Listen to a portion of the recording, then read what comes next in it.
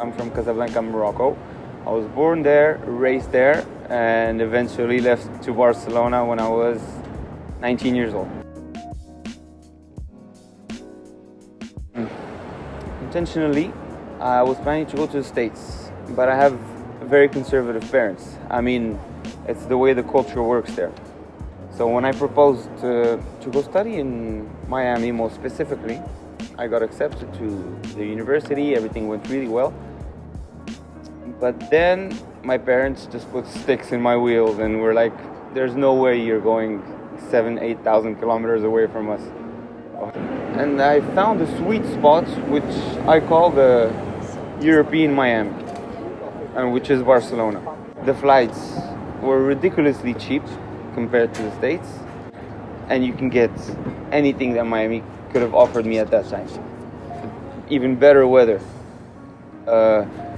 way more international, proximity of course, and it's Europe. You're not stuck in one continent that speaks the same language, which is like the States. Now you're stuck in not stuck, but you're in a continent where you meet all types of different people that speak many different languages and have very different cultures. To come here and get an international experience, learn about the culture abroad, and mainly study. I needed to get more experience and more education in terms of business.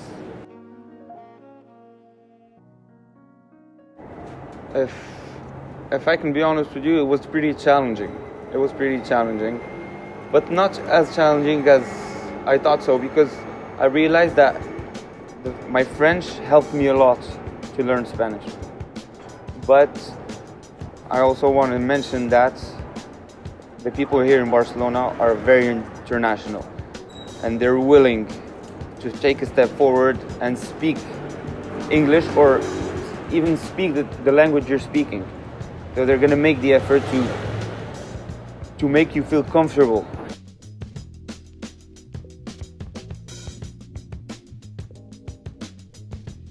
Oh, absolutely.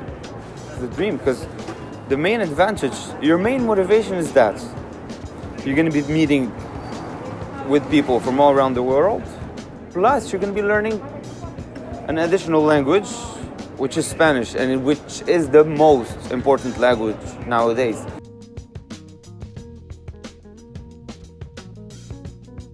It was a step-by-step process. You start by collecting papers, getting stamps in, getting certifications from the ministry, getting even blood tests.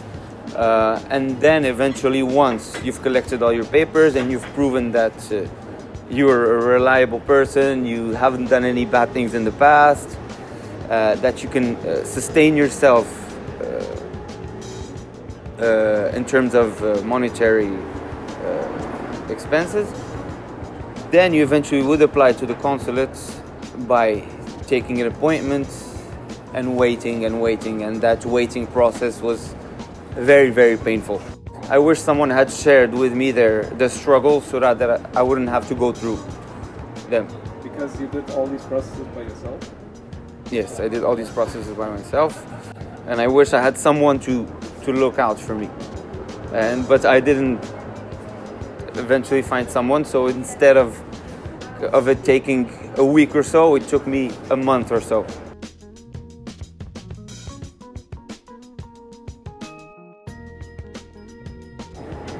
First day, well, I do remember that day.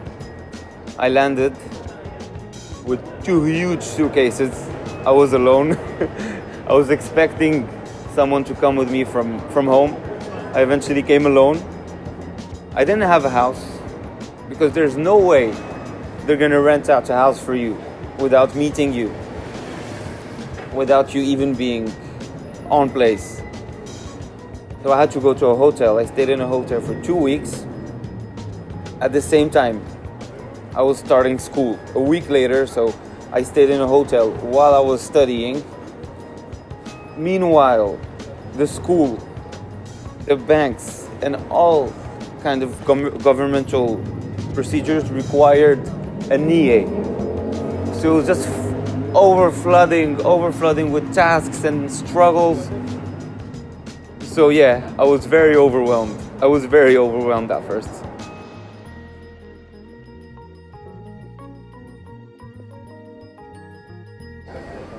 I was lucky enough to find a friend that was finishing his studies, which he eventually left Barcelona and gave me his flat.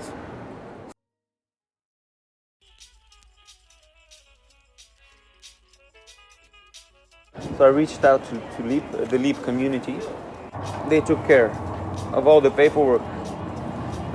They were able to find me a flat that didn't require a flat agency fee. Because as you may know, in Barcelona, you find the flat. Yes, you're happy, but then you realize you gotta pay a month worth of agency fee. And mainly, I didn't have to struggle to provide overproof to the person renting, to the owner, to the landlord. Because usually you got to prove that you can sustain yourself economically. And generally, if you're a student here and you don't have this income, like a local income from a job here, they're gonna put way more pressure on you. They want to see your bank accounts back home. So I didn't have to go through that.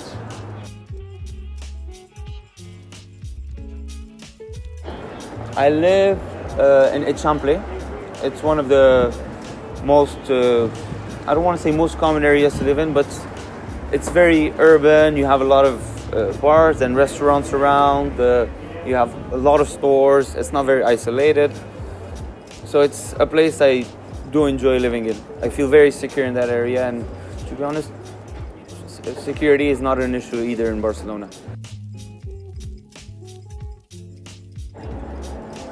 My favorite place in Barcelona is the Camp Nou. You're a football fan. I do like football, and even if you're not a football fan, the moment you get here, you just get hooked. But besides that, you have the beach all year long. I have a big Moncler jacket, and since then I brought it 7 years ago. I have used it twice, or maybe when we travel we go skiing, because we have the advantage of having one of the best ski slopes in Europe in terms of affordability and in terms of prestige, which is Andorra. A beautiful, beautiful municipality that you can access with your NIE, with your European visa. How far is Andorra from Barcelona? If I remember well, it's 200 kilometers away, which is around an hour and a half by car.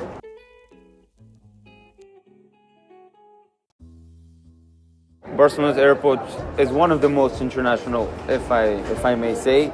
You have flights for all over the world, meaning that you have direct flights. You don't have to go and make changes anywhere else. If you book early enough, you can fly anywhere in Europe for less than 150 euros. Besides that, Spain is a very beautiful country, especially just Catalonia is a beautiful province. So even if you've been living here for 10 years, I doubt you'd be able to visit all the places.